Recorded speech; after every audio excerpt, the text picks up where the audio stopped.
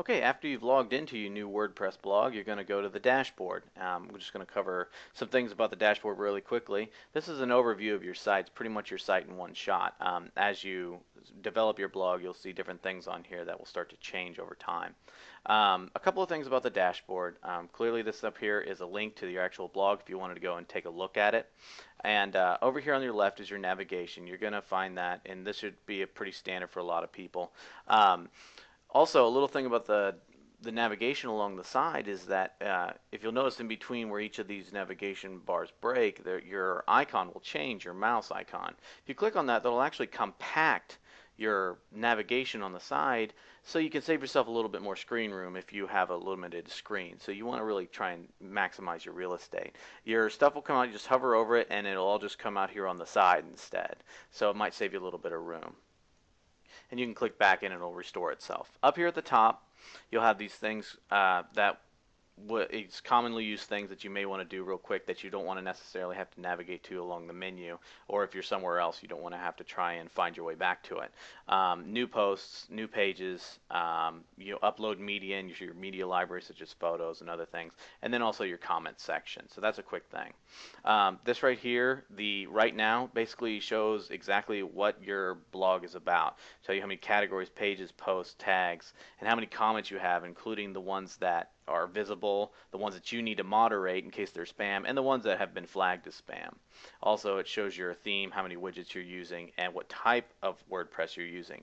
If for any reason that you need to update it, it'll display it here, and it'll also display it down here. You can change your theme by clicking on this button very quickly. So, recent comments, if you have a comment that you may feel that you want to comment back on, or maybe maybe it shows that maybe it might be something that's spam, you'll see some of the recent comments here with also a quick menu that pops down that you can do right there from the dashboard. If you say, well, that's actually a spam comment, I want to spam it, or maybe even just want to delete it. Plugins, this is from WordPress itself. It's actually feeding to you directly. It's showing you kind of new plugins, popular plugins, recently updated ones. So in case it's something that you might be interested in, kind of keeps you in the loop about what's going on in the plugins. Drafts, this is something that if you keep a lot of drafts for common use, or maybe it's something you haven't completed, it'll show there. It's not really something that's used that much depending on where you are.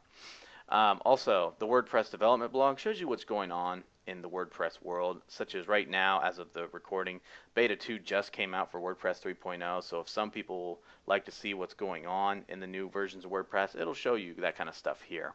Other WordPress news, it's just basically their feed of their different things. And your incoming links down here at the bottom. Your incoming links will basically show you how many people are linking to your blog.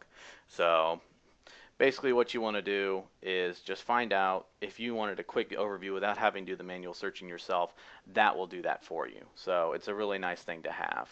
Also, another thing is that the WordPress news is configurable, and so is incoming links. If you wanted to configure exactly where the reader was for your incoming links, you can click on the configuration right here and adjust it accordingly. This is a little bit more advanced, so some people may not want to do this.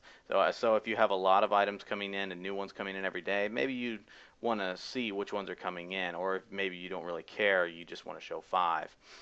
If you want to display the date that they were added, you can do that too. So it's just a quick option for you to have.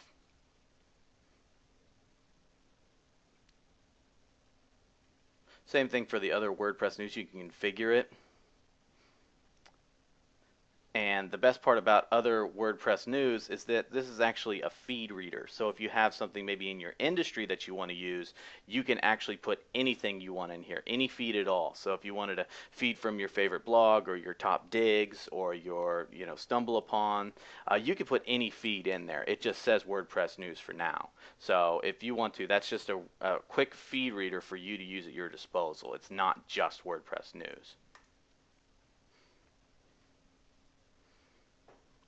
Another handy feature about the dashboard that a lot of people don't really know about is the screen options and help sections. These are actually everywhere, and they're configurable across a multitude of pages, so they kind of change depending on what page you're on.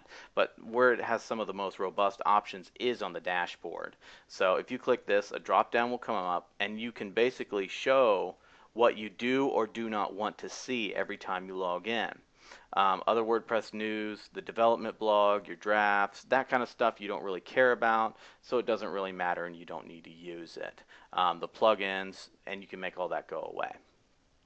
Also, if you have a lot of dashboard widgets, a lot of plugins might start to display them after a while, and so it's kind of making it crowded. You can adjust how many columns your dashboard is showing, and that'll automatically update, and you can switch things around on the fly. So I want that right there, my recent comments on the right, and that can help you organize it in a different way. Let's say if you have a lot of widgets. So that's another thing that you can do with the screen options. One last thing I didn't mention was the quick press. Quick press basically allows you to, if you have a quick thought or something that you just really need to get down really fast, you can put that in the quick press area. It does not have a rich text editor like the regular posting does, so remember that. So this is usually very plain text content that you're going to be putting in the quick press area. So that pretty much does it for the dashboard, and we'll see you in the next video.